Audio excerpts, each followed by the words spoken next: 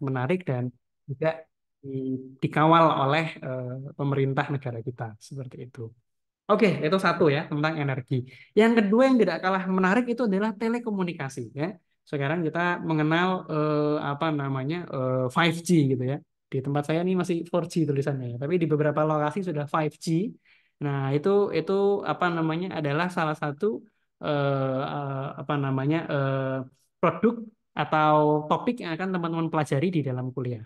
Jadi bagaimana mengirimkan sinyal gitu ya ke satelit, kemudian dari satelit tersebut dikirim ke bumi kembali begitu ya. Sehingga bisa bisa berkomunikasi itu semua menjadi salah satu topik yang akan dipelajari. Jadi kalau teman-teman tadi misalnya tidak terlalu tertarik ya dengan listrik-listrik yang apa namanya yang kayak sutet gitu ya. Nah, itu bisa juga bukan bikin sutet tapi bikin BTS ya. Bikin apa namanya BTS itu menara untuk komunikasi itu bisa. Jadi kerjanya misalnya di Telkom gitu ya atau di perusahaan telekomunikasi yang lain. Jadi itu adalah topik kedua yang bisa teman-teman pelajari. Topik yang ketiga, nah ini juga tidak kalah menarik ya, itu adalah topik yang berkaitan dengan pabrik atau industri. Nah, kalau kita dengar kata pabrik ya, dulu mungkin kepikirannya pabrik yang isinya bahan kimia ya. Tapi sekarang di era ini dengan banyaknya produk teknologi, pabrik itu sudah bertransformasi. Jadi isinya seperti ini ya, mesin-mesin listrik gitu ya. Ada sensor di situ, ada aktuator, ada robot gitu ya, ada robot automation ini dipakai untuk bikin mobil misalnya. Nah, itu akan menjadi salah satu topik yang dipelajari. Jadi yang satu tadi power gitu ya, yang satu lagi telekomunikasi, yang ketiga ini adalah kontrol dan instrumentasi ya. Jadi kendali dan instrumentasi. Jadi gimana bikin pabrik yang bisa jalan otomatis gitu ya. Kita tinggal ngopi pagi-pagi sambil baca koran. Ya, jadi enggak ya, harus mengawasi juga. Tapi maksudnya apa namanya ada banyak hal yang bisa dijalankan secara otomatis sehingga manusia bisa menjadi lebih mudah di industri. Itu salah satu topik yang dipelajari juga. Jadi pekerjaannya apa? Wah ini sangat banyak ya, karena hampir semua perusahaan besar sekarang punya pabrik gitu ya. Jadi ini sangat sangat luas, bisa kerja di bidang oil and gas, bisa kerja di bidang manufaktur gitu ya. Ada banyak sekali opsi di apa namanya di bidang kontrol dan instrumentasi. Yang keempat, nah ini yang tidak kalah menarik ya, itu adalah elektronik, nah atau mikroelektronik ya, elektronika. Jadi kenapa ini menarik? Karena ya sekarang kita melihat ya hampir semua barang di sekeliling kita itu ada elektroniknya. Mulai dari yang kecil-kecil ya, HP, sampai yang besar-besar, pesawat gitu ya. Jadi semuanya pakai komponen elektronik. Yang terutama yang paling revolusioner itu namanya transistor gitu ya. Nah, kalau dulu teman-teman misalnya belajar fisika ya, sama siapa? Kalau saya dulu sama Pak Ikhwan misalnya ya. Nah, itu belajar elektronika. Nah, itu kepake di sini. Kepake di sini untuk bikin teknologi-teknologi yang ada di sekeliling kita. Nah, apalagi sekarang ini ya, nanti mungkin di saat apa namanya membahas teknologi informasi akan dijelaskan teknologi yang banyak digandrungi itu adalah namanya machine learning ya atau AI atau kecerdasan buatan. Nah, machine learning itu nggak bisa kita buat teman-teman kalau kita nggak punya chip, nah nggak punya apa namanya computation power gitu ya, nggak punya alat untuk melakukan komputasi. Nah itu semua didesain oleh seorang electronics engineers, jadi engineers yang bikin elektronika.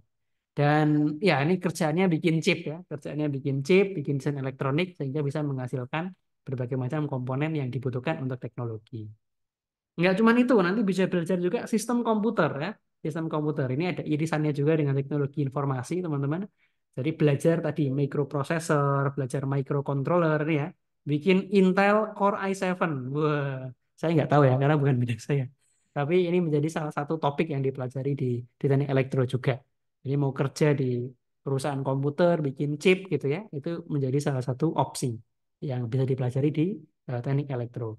Kemudian smart system ya. Nah, sekarang kan semuanya serba smart ya. Smart city gitu ya. Smart vehicle, smart home gitu ya. Nah, itu semua juga menjadi opsi topik yang juga dipelajari dari elektro. Jadi misalnya kita mengenal ada yang namanya IoT ya, Internet of Things. Semuanya terhubung ke internet. Nah, itu menjadi topik yang dipelajari di teknik elektro juga. Atau tadi ya AI, Artificial Intelligence, Machine Learning ya. Mungkin teman-teman di sini sudah familiar ya namanya ChatGPT dan seterusnya. Nah, itu menjadi salah satu topik yang juga dipelajari meskipun tidak mendalam, yang lebih mendalam di teknologi informasi. Topik lainnya juga yang tidak kalah populer ya, electric vehicle atau kendaraan listrik ya. Nah, ini sudah mulai ramai ya di jalan-jalan ya. Misalnya Hyundai begitu ya, atau Tesla. Nah, itu semua berhubungan dengan teknologi yang juga dipelajari teknik elektro. Makanya kemarin saat apa namanya? Saat debat cawapres ya, wah, rame soal nikel atau lithium ferrofosfat gitu ya. Itu adalah topik-topik yang apa namanya, yang juga digeluti kalau teman-teman fokus di mobil listrik atau kendaraan listrik seperti itu. Dan ini juga menjadi salah satu apa ya, primadona di dunia saat ini ya teknologinya. Dan banyak lagi yang lain. Nah, kalau suruh nyebutin satu-satu nanti ini ya, nggak habis-habis ya. Tapi intinya adalah teknik elektro itu peluang pekerjaannya atau peluang bidang yang nanti akan digeluti itu sangat banyak sekali. Sampai-sampai nanti slide-nya nggak cukup gitu ya. Nah, tentu saja ini mungkin penjelasannya tidak cukup detail ya. Tapi kalau teman-teman tertarik ya, nanti bisa membuka website DTT sarjana jtti.ugm.ac.id atau kalau bingung yang JTT aja ya, jtti.ugm.ac.id gitu ya. Cari di situ, kita punya buku panduan akademik kurikulum 2021. Nah, ini sudah lengkap sekali di situ teman-teman. Kalau bingung apa yang dipelajari, prospek karir seperti apa, nanti bisa cari di situ. Tiga prodi ada semua. TE, TI, dan TB itu ada semua di situ. Nah, ini gedungnya ya. Ini teman-teman juga feel free kalau mau main-main ke situ bisa cari Bu Silmi atau cari saya. Ya, tadi elektro kaprodinya saat ini adalah Pak Ada Imam Cahyadi dan sekprodinya adalah Pak Husni Rois Ali. Seperti itu. Dan kalau bicara soal masa depan, wah, ini hampir semua bidang masa depan itu ada kaitannya dengan elektro, ya. Robotics gitu ya. Bahkan ekonomi sekalipun ya, karena ekonomi itu berkaitan dengan bagaimana membuat segala macamnya lebih efektif dan efisien, tidak lepas dari dunia digital. Kemudian tadi ya AI, dunia digital, apa namanya, dan segala macamnya itu semua sangat-sangat potensial dan menjadi sarjana teknik elektro itu adalah salah satu apa namanya pilihan yang bisa teman-teman pilih gitu ya untuk ikut berkontribusi membangun dunia masa depan. Wah. Nah, ini sedikit ya tadi tentang kurikulum itu di teknik elektro itu kurikulum yang terbaru kurikulum 2021 itu mengkombinasikan ini ya subjek-subjek fundamental ini yang dipelajari gitu ya. Ada IPA, matematika ya. Jadi jangan jangan kaget ya nanti sudah belajar fisika gitu ya di di sekolah itu nanti akan belajar lagi lebih dalam insya Allah. Loh, kenapa Pak? Bukannya ini mau jadi apa insinyur gitu ya? Iya, karena engineering itu tidak bisa lepas dari hukum-hukum fisika, hukum-hukum matematika, dan seterusnya. Sehingga nanti di tahun-tahun pertama, teman-teman akan belajar fundamental subjek yang cukup mendalam begitu ya. Baru masuk ke engineering. Nah, tadi ya, yang mau power misalnya, mau energi bisa, yang mau sinyal, kendali, instrumentasi bisa, yang mau elektronik, telekomunikasi bisa juga. Selain engineering teori juga teman-teman akan belajar lab skill ya, bagaimana mengimplementasikan ilmu-ilmu itu di dalam laboratorium. Baru nanti ujungnya teman-teman akan latihan sebagai seorang insinyur. Ada namanya capstone project ya, itu kita membuat product engineering design. Ada namanya tesis. Tesis itu semacam penelitian mini gitu ya, yang berkaitan dengan topik teknik elektro. Jadi seperti ini alur kurikulumnya dari dasar, fondasi, kemudian pilarnya itu engineering, baru ujungnya adalah desain project. Seperti itu. Oke, mungkin itu yang bisa saya sampaikan sebagai pengantar ya untuk memicu diskusi. Semoga yang sedikit ini ada manfaatnya. Terima kasih. Assalamualaikum warahmatullahi wabarakatuh. Saya kembalikan ke Bu Silmi. Terus pengenalan UGM ki lho. SMA telu. UGM ki Baik, terima kasih Pak Atako sudah menyampaikan pengenalan tentang teknik elektro. Selanjutnya kita lanjutkan dengan tanya jawab. Silahkan kalau ada yang ingin bertanya terkait dengan prodi teknik elektro bisa open mic atau kalau kebetulan tidak bisa open mic bisa ditulis di apa media chat ya. Nah, monggo silahkan.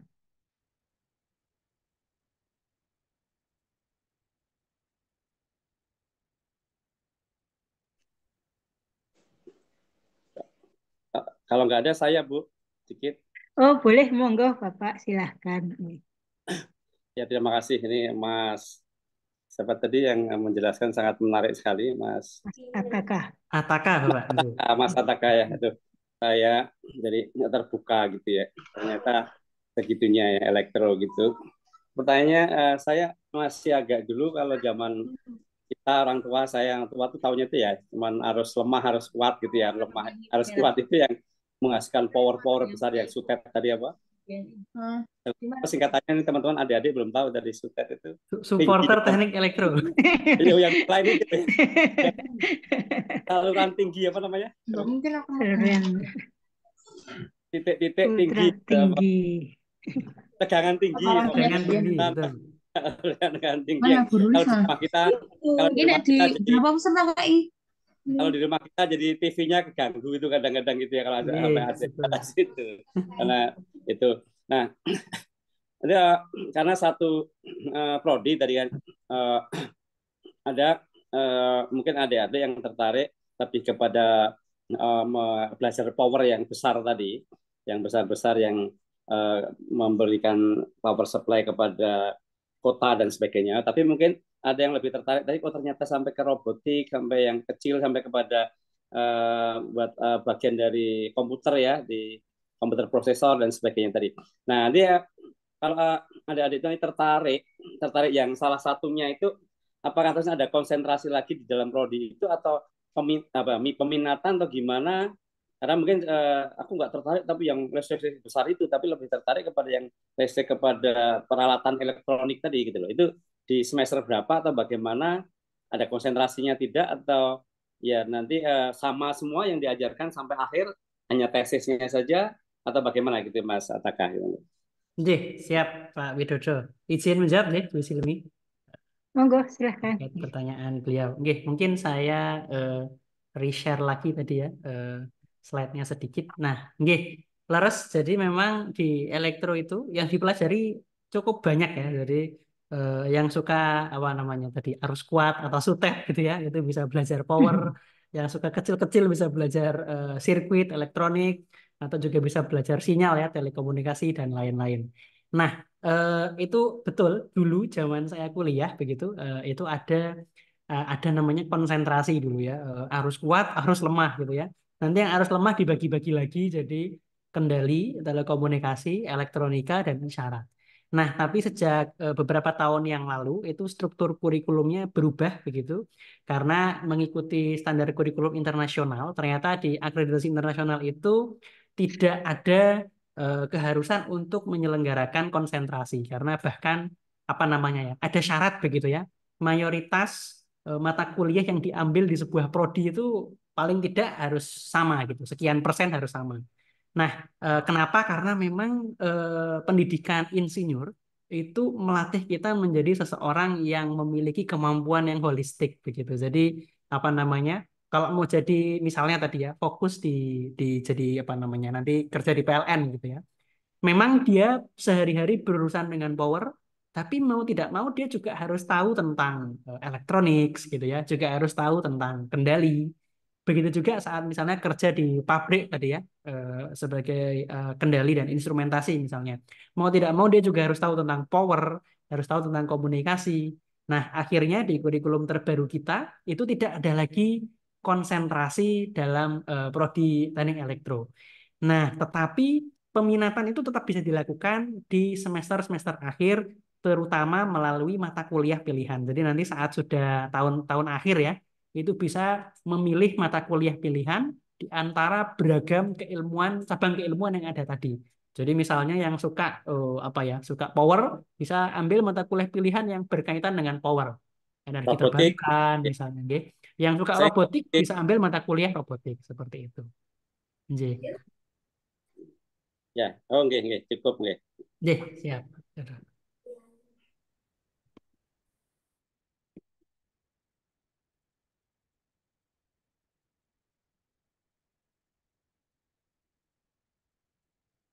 Mungkin saya kembalikan ke Bu Silmi kembali ya.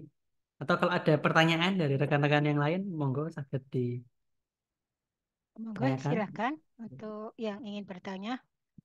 Kemudian di chat itu ada saya kirimkan brosur-brosur terkait prodi DTT. Bisa diklik di link tersebut kalau ingin lebih jelas apa pengenalan tentang lebih dalam tentang DTT. Monggo kalau ada yang ingin ditanyakan lagi sebelum kita ke prodi yang lain. Kalau nggak ada satu lagi, Mas Ataka. Jadi Ya, yang monggo. kalau yang kerjasama dengan mesin yang membuat mobil-mobil listrik-listrik itu lebih banyak yang elektro atau yang IT, ETI atau kalau biomedik enggak ya? Itu misalnya itu yang sekarang sering juara-juara di internasional itu yang mana berarti? Smart atau apa itu? Baik Kak Widodo. Nanti sebetulnya yang terkait Semar ini pas sekali ya, karena salah satu pembimbingnya adalah Pak Ridwan. Nah, tapi lagi kebagian ngomongin teknik biomedis, tapi nanti mungkin bisa menambahkan ya. Leres. Jadi memang untuk apa namanya, kalau untuk riset ya, riset mobil listrik itu yang banyak melakukan kolaborasi adalah teknik elektro dan teknik mesin. Jadi di sisi teknik elektronya. Tetapi sebetulnya kalau kompetisi seperti Semar itu sebetulnya terbuka untuk apa namanya ya, beragam mahasiswa. Meskipun lagi-lagi ya rata-rata karena keilmuan yang digunakan adalah teknik elektro, teknik mesin, jadi rata-rata yang bergabung ya yang elektro dan mesin seperti itu. Terima kasih, Maturun, cukup. Oh ya, mungkin ada lagi yang ingin bertanya, monggo dipersilahkan. Para siswa, silakan kalau ingin bertanya. Jangan sungkan-sungkan.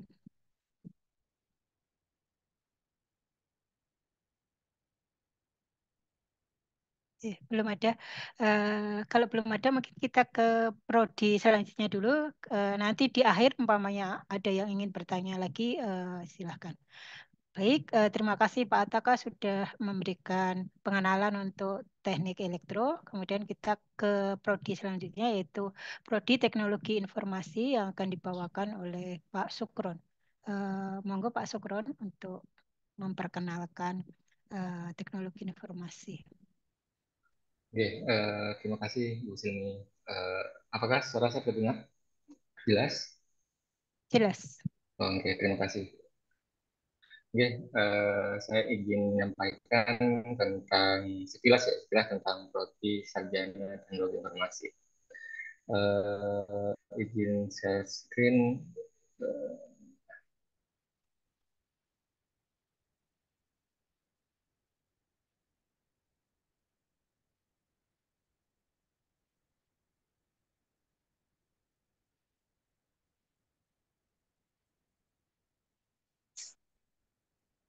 Eh, apakah sudah terlihat?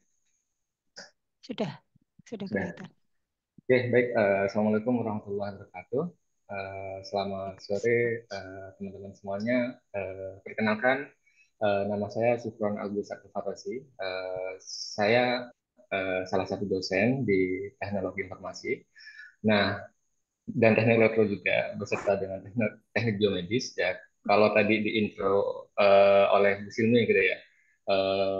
Awalnya hanya teknik elektro aja, kemudian pecah menjadi eh, TE dan TI, dan berikutnya pecah lagi menjadi TE, TI dan TB gitu ya. Semakin independen gitu ya, prodi-prodinya. Nah, saat pecahnya gitu ya, teknik elektro menjadi teknologi informasi gitu ya. Jadi ada dua prodi di awal gitu ya. Nah, itu saat 2010. Nah, angkatan percobanya adalah saya gitu ya. Nah, jadi saya angkatan 2010 gitu ya. Jadi angkatan pertama dari prodi ini ya, prodi teknologi informasi. Oke. Nah, di sini saya akan mencoba untuk apa ya, untuk menjelaskan kira-kira apa saja di tempat kami apa yang akan dipelajari, dan tadi juga disinggung gitu ya. Kira-kira konsentrasi atau jalur karirnya seperti apa kalau di tempat apa di teknologi informasi. Nah, di sini apa sih yang akan dipelajari saat kita apa ya berkenalan dengan prodi teknologi informasi? Nanti mungkin akan banyak pertanyaan, terutama nanti singgungannya dengan prodi-prodi yang lain. Gitu ya. Jadi umumnya seperti yang dijelaskan oleh Pak Ataka tadi, gitu ya. Kalau listrik itu adalah informasi yang paling fundamental, gitu ya. Nah, informasi itu dibentuk dalam bentuk listrik, ya, sinyal-sinyal listrik dan seterusnya. Nah, di sini teknologi informasi itu adalah jembatan, gitu ya. Jembatan antara informasi ini diolah sehingga menjadi informasi yang lebih matang.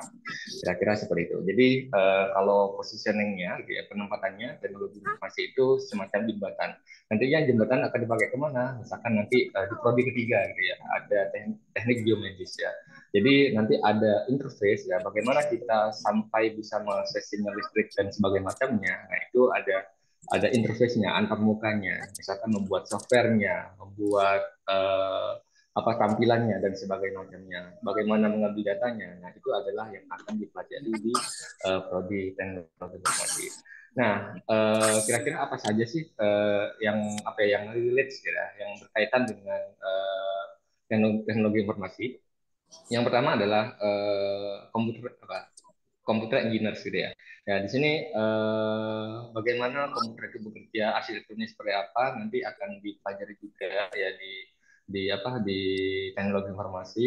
Bahkan nanti ada mata kuliah khusus ya yaitu tentang sistem mikroprosesor. Dan ini sangat besar irisannya dengan teknik elektro. Karena awalnya ini adalah adiknya gitu ya, adiknya teknik elektro, maka sangat banyak irisannya dengan teknik elektronik.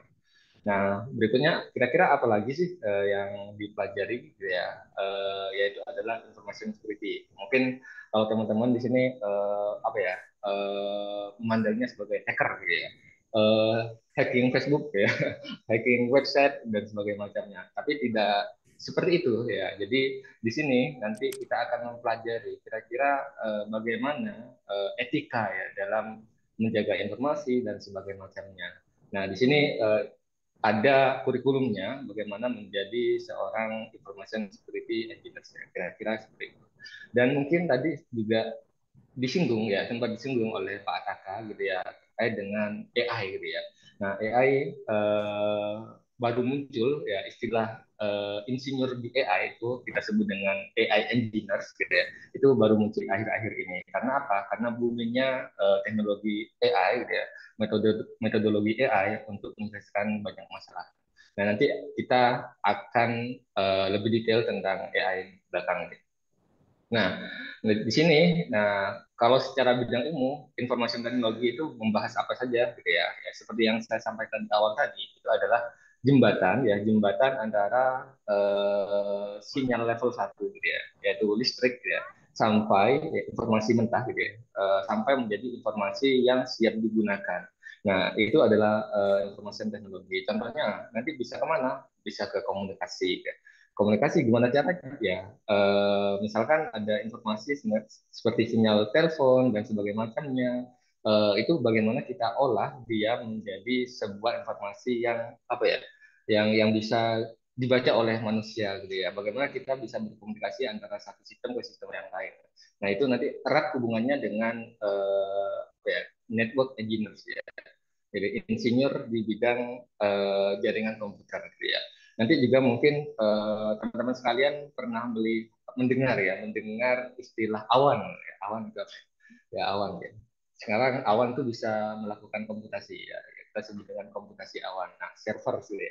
Jadi kalau teman-teman browsing, melakukan berselancar ya misalkan menggunakan Google apapun itu ya, yang menggunakan komputer, nah itu kan tentunya teman-teman mengakses yang namanya servers gitu ya. Nah, servers dan arsitekturnya semuanya bisa dipelajari juga di information teknologi ini. Gitu. Tentang internet, network, nah ini adalah satu bidang. Gitu. Nah, berikutnya adalah yang tak kalah penting adalah yaitu sisi aplikasi dan software. Ya. Aplikasi dan software ini tentunya kalau misalkan teman-teman mengolah tadi ya yang disampaikan oleh Pak Ataka gitu ya, mengolah sinyal-sinyal gitu ya. Yang mentah itu gitu ya, tentunya akan sangat susah untuk kita gunakan gitu ya.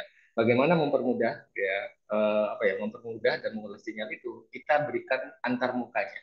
Antar muka itu interaksi kita dengan peralatan itu gimana caranya gitu. Itu yang kita sebut dengan aplikasi.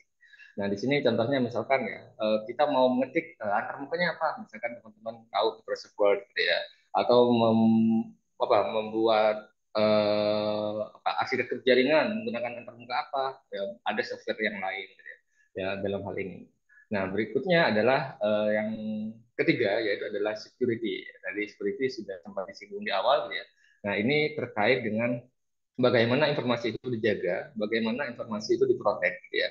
Sehingga kalau kita berkomunikasi itu tidak bisa ya disadap. Nah, itu salah satu security. Tidak hanya itu, tidak hanya secara metodologi, eh, ada yang lain, gitu ya.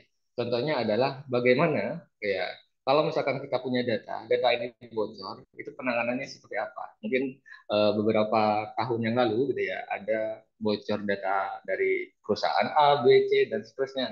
Nah, bagaimana cara mengatasi hal itu dan konsekuensinya apa? Semuanya itu dipelajari di information security. Nah, berikutnya juga database. Database ini sangat erat hubungannya dengan server gitu ya. Tempat menyimpan informasi. Nah, informasi itu disimpan yang sudah mentah, yang masih mentah dan yang sudah diolah semuanya disimpan di database. Dan ada beberapa yang berkaitan dengan hardware, contohnya dengan IoT nanti ya. Itu juga kita pelajari di sana. Nah, kok banyak intersection-nya gitu ya? Kok banyak sekali hubungannya dengan elektro ya? Karena tadi kita dilahirkan ya, IT itu dilahirkan dari elektro gitu ya. Kira-kira seperti itu. Nah, di sini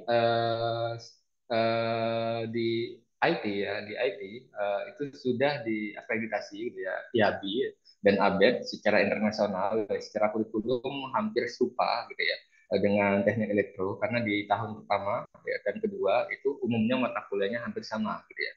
Baik teknik elektro, teknologi informasi dan teknik biomedis gitu ya. Nah, yang perlu diperhatikan adalah genrenya gitu ya, genrenya. Nah, genrenya di sini insinyur gitu ya. Jadi TI itu dalam bidang insinyur dalam hal ini ya, disiplinnya insinyur gitu ya, bukan computing. Nah, computing itu biasanya ke computer science ya, prodi yang lain gitu ya, ilmu komputer. Nah, di sini yang membedakan apa? Gitu ya? Yang membedakan antara ilmu komputer dan TI ya. Kalau ilmu komputer itu fokus di algoritma gitu ya. Algoritma, terus bagaimana membuat program komputer dan bagaimana langkah-langkah yang perlu capai untuk menyelesaikan sesuatu. Nah, itu kita sebut dengan algoritma. Nah, sedangkan informat information engineering ya dalam ini IT gitu ya, itu lebih fokus kepada metodologi perencanaan ya bagaimana membuat link ya perantara antara hardware ya penerima sinyal gitu ya menjadi antarmuka yang bisa digunakan gitu ya. Jadi bedanya di sana lebih ke pengembangan antarmuka antara hardware ke software kira-kira seperti itu. Nah, di sini di sini seperti yang disampaikan juga oleh Pak Akaka gitu ya, ya di awal itu di tempat kami semuanya itu ada basic science-nya. Jadi kita akan memperkuat yang namanya fundamental science-nya gitu ya. Di sini basic science-nya. Nah, untuk apa ya? Untuk ini sebenarnya kebutuhan akreditasi, tapi bagaimanapun ya, teman-teman kalau mau mendevelop sesuatu yang lebih tinggi itu butuh yang namanya fundamental gitu ya. Kalau dasarnya kuat ya, fundamentalnya kuat, fondasinya kuat gitu ya, akan lebih mudah untuk mempelajari hal-hal yang di atasnya. Kira-kira seperti itu.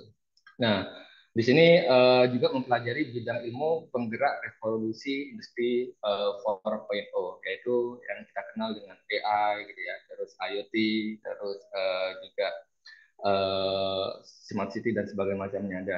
Dan yang paling akhir itu adalah yang paling sekarang bombastis itu adalah blockchain dan AI. Gitu.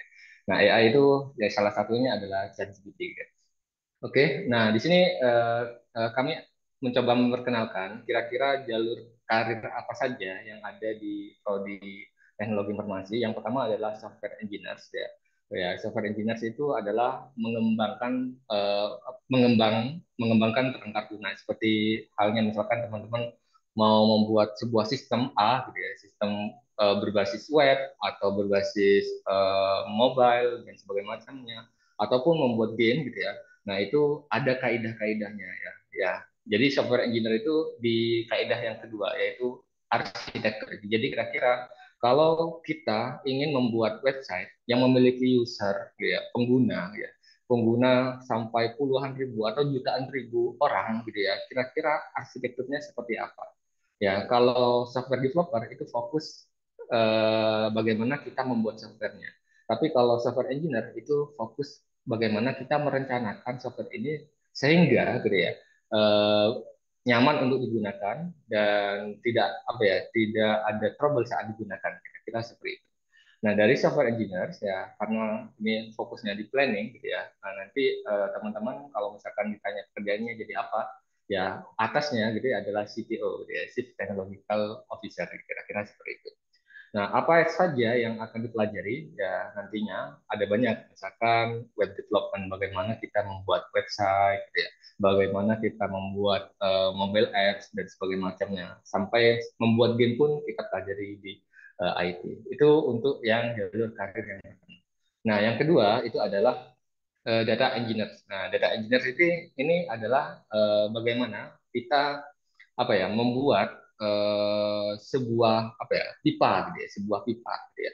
Sebuah pipa yang mengambil data di berbagai apa ya berbagai sumber gitu ya. Misalkan kita punya data di website satu gitu ya. Website misalkan kita mau ngambil data tentang berita gitu ya.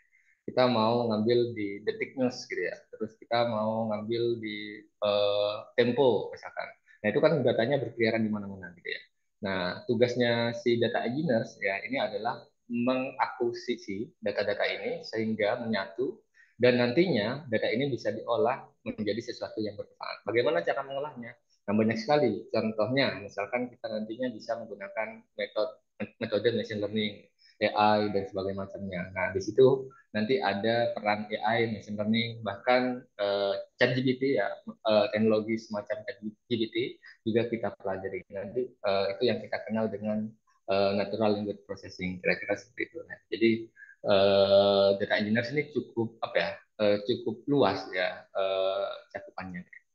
Nah, berikutnya adalah network and security engineer. Nah, ini fokus kepada infrastruktur ya. Jadi komputer-komputer itu terhubung tuh bagaimana caranya gitu ya. Nah, itu yang dipelajari gitu ya. Bagaimana data ditransport, data dikirim dari sumber satu ke sumber yang lain ya. Itu ada tekniknya gitu ya. Apakah aman atau tidak? Nah, itu yang akan diinvestigasi kira-kira seperti itu. Nah, lucunya gitu ya, kalau misalkan nanti teman-teman terkait di bidang ini ya, bidang ini nih secara apa ya, secara finansial gitu ya, itu cukup tinggi gitu ya. Nah, namun ya sangat sangat tidak apa ya, tidak tangible, tidak terlihat gitu ya. Jadi umumnya kalau misalkan keadaannya baik-baik saja, wah internetnya lancar nih, datanya aman nih. Nah, itu ya tidak ada yang apa ya, memuji gitu ya. Tapi kalau sekalinya ada masalah gitu ya, maka si engineer itu kena apa ya, kena, waduh ini kok internetnya jadi lelet apa bulan dan seterusnya. Nah, ini kira-kira seperti ini. Jadi karena apa? Pekerjaannya tidak terlihat secara langsung gitu ya, hanya terlihat saat ada salah gitu ya. Nah, makanya di sini network engineer tuh biasanya gitu ya, itu sedikit peminatnya. Tapi dulu saya di apa ya di jalur karir yang ketiga ini ya. Ya. Oke, nah kira-kira seperti apa gitu ya? Secara keseluruhan teknologi informasi ini gitu ya. Jadi kita memang difokuskan ke infrastruktur gitu ya. Jadi bagaimana data itu disimpan, bagaimana data itu di apa ya dikirim dan bagaimana data itu dipresentasikan gitu ya. Nah, itu kita masuk ke bagian infrastrukturnya. Jadi memang fokus di sana. Sehingga ini sangat membedakan dengan ilmu komputer. Meskipun ya pada dasarnya misalkan nanti ada AI dan sebagainya macamnya, juga kita belajar tentang algoritma dan sebagainya macamnya. Nah, itu hanya untuk support ya. Support agar semua ya flow ini, semua aliran ini menjadi lancar. Kira seperti itu. Nah, ini konsentrasi yang pertama tadi ya software engineer, terus yang kedua itu data engineer di sini ya bagaimana kita mengirim dan menyimpan datanya. Dan yang ketiga adalah bagaimana membangun semua hubungan ini ya, network and security engineer. Nah, nantinya ya biasanya ada pertanyaan kira-kira data engineer dan data scientist itu apa bedanya gitu ya. Nah, data engineer itu adalah menyiapkan data ya dari sumber sampai ke data yang siap digunakan. Siapa yang akan menggunakannya? Data scientist. Gampangnya seperti itu gitu ya. Jadi data scientist itu umumnya dia tidak sampai melihat server itu seperti apa, database itu seperti apa, network itu seperti apa, tidak sampai ke sana gitu ya. Jadi dia siap menggunakan data yang sudah diberikan oleh si data engineer gitu ya. Nah, nanti data scientist, nah umumnya apa? Dia akan menggunakan metode-metode seperti AI, machine learning dan sebagainya macamnya. Nah, itu untuk menyelesaikan permasalahan bisnisnya. Nanti yang akan presentasi biasanya ke stakeholders, ke atasan gitu ya. Itu yang kita sebut dengan bisnis analis ya. Kira-kira seperti itu. Nah, ini sempat disinggung gitu ya oleh Pak Taka juga ya. Kami secara akreditasi sudah unggul gitu ya dan terakreditasi internasional juga IABI dan ABET gitu ya. Oke, nah nanti kalau teman-teman mau melihat gitu ya kurikulumnya seperti apa, nanti bisa masuk ke website Sarjana gitu ya. Nanti ada bagian Sarjana S1 Teknologi Informasi. Nah, di situ lengkap gitu ya. Mulai dari buku panduan, terus alurnya, mata kuliahnya apa aja, dan seterusnya. Ya, nanti di sini ada diagram alir kurikulumnya gitu ya. Nah, di sini ya, ini sekilas gitu ya tentang kurikulumnya gitu ya. Jadi seperti yang disampaikan di awal gitu ya, di awal-awal perkuliahan itu memang cukup berat gitu ya. Ya, karena semuanya adalah basic science, ya isinya adalah matematika dan fisika gitu ya. Nah, mungkin nanti akan ada pertanyaan, buat apa gitu ya? IT kok belajar matematika dan fisika ya?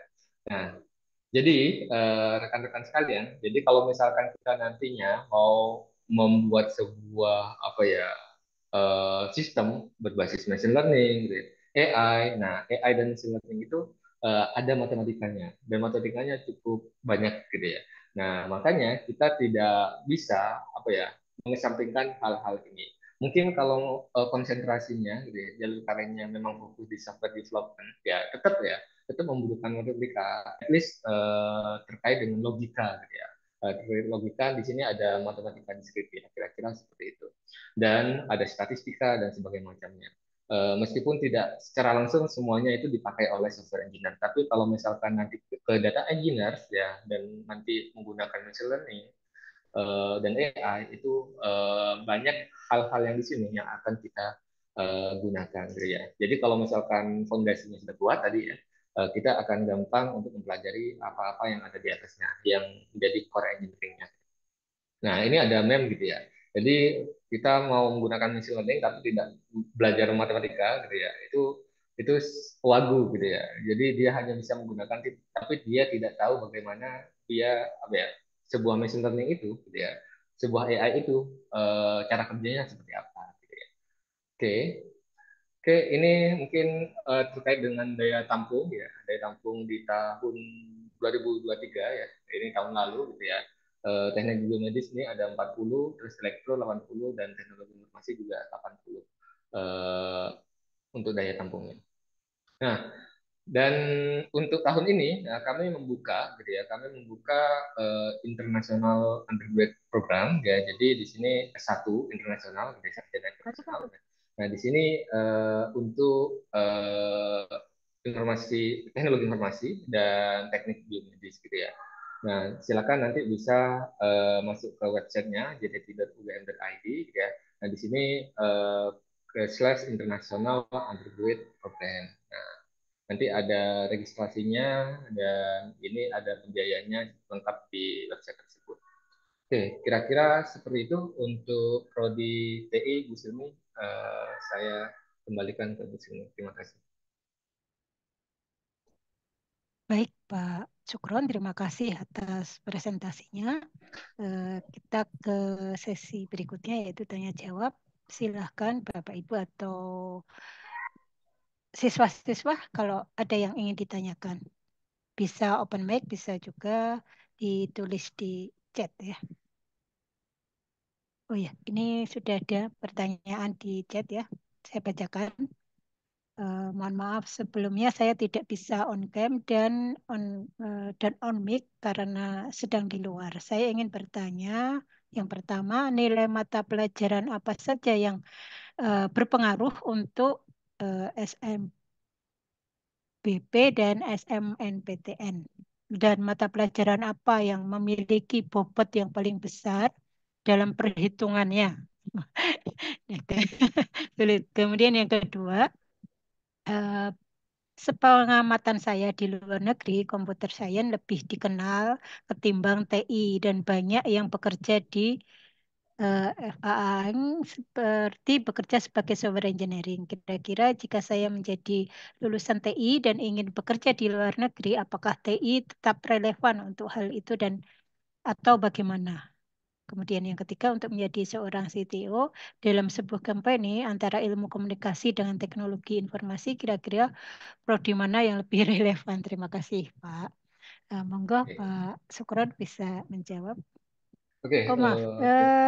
Ilmu, oh ya, ini tadi Ya, bukan ilmu komunikasi, tapi ilmu komputer. Ya, oke, baik.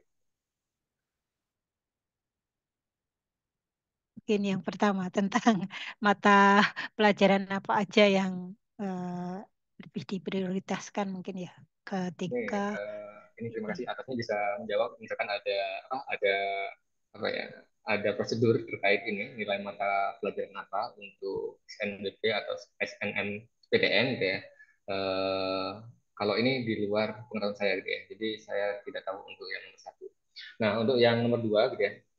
Nah, jadi apakah relevan ya TI kalau di luar negeri itu terkenal sebagai computer science gitu ya, atau ilmu komputer gitu ya.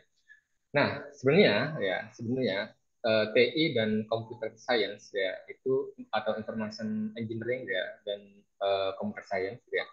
Nah, itu lebih apa ya?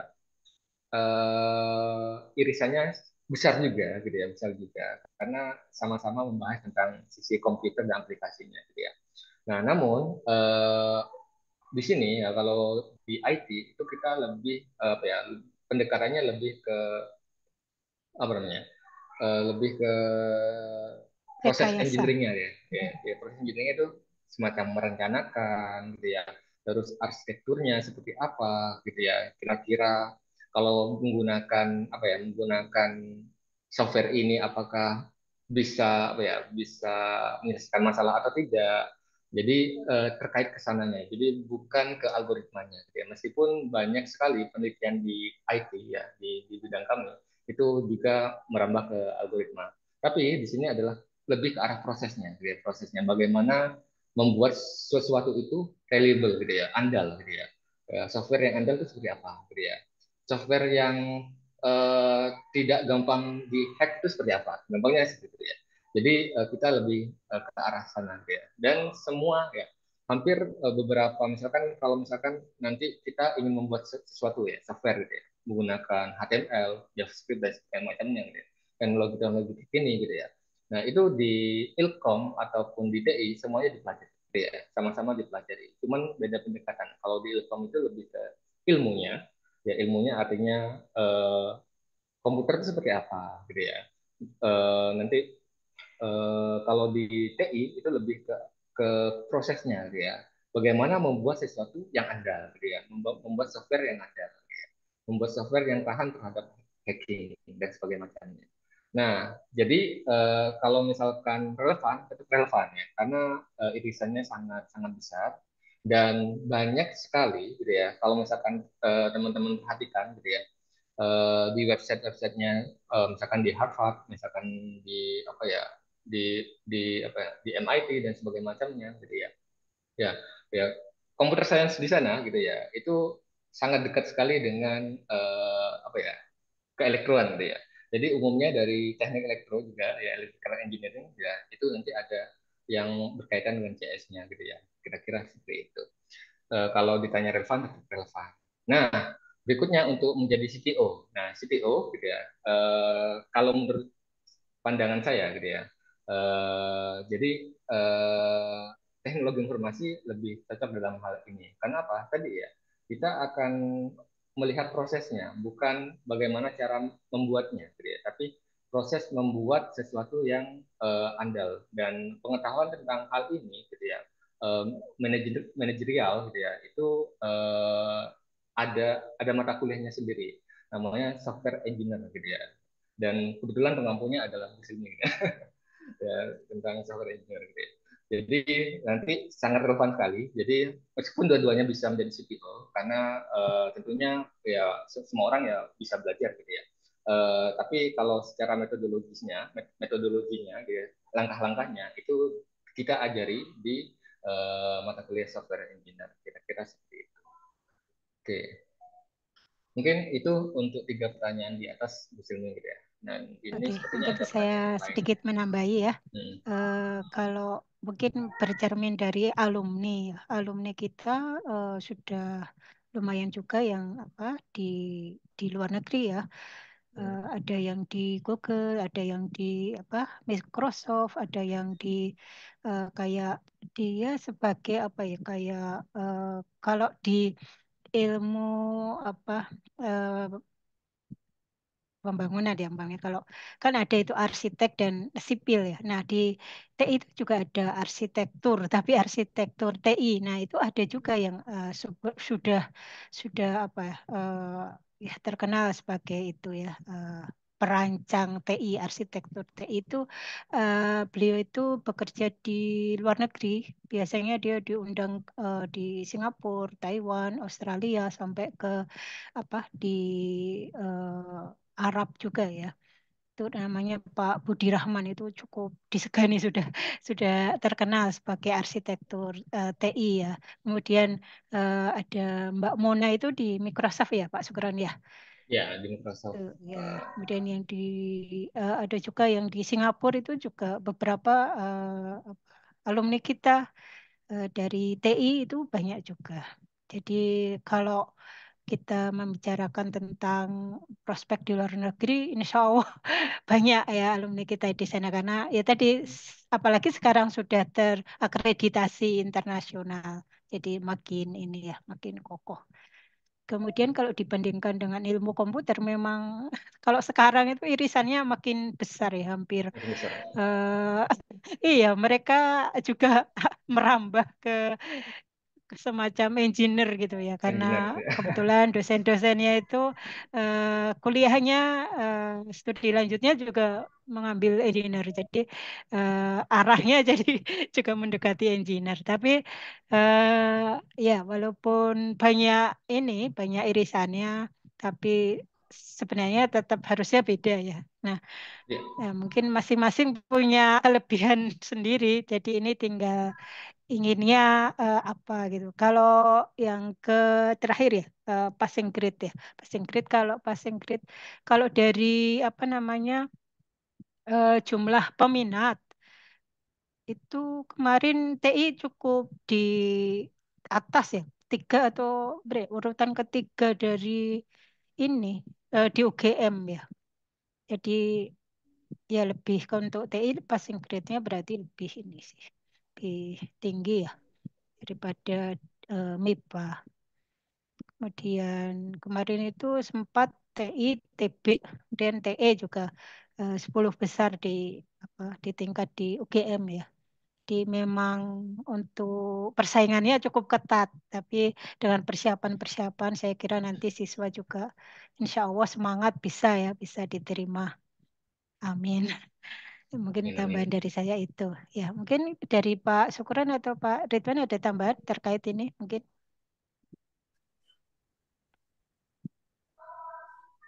Nanti saya Belum sekalian ada. nanya Bu ya. Hmm. Oh, oke, oke. Oke, baik. Masih ada pertanyaan yang lain? Silahkan.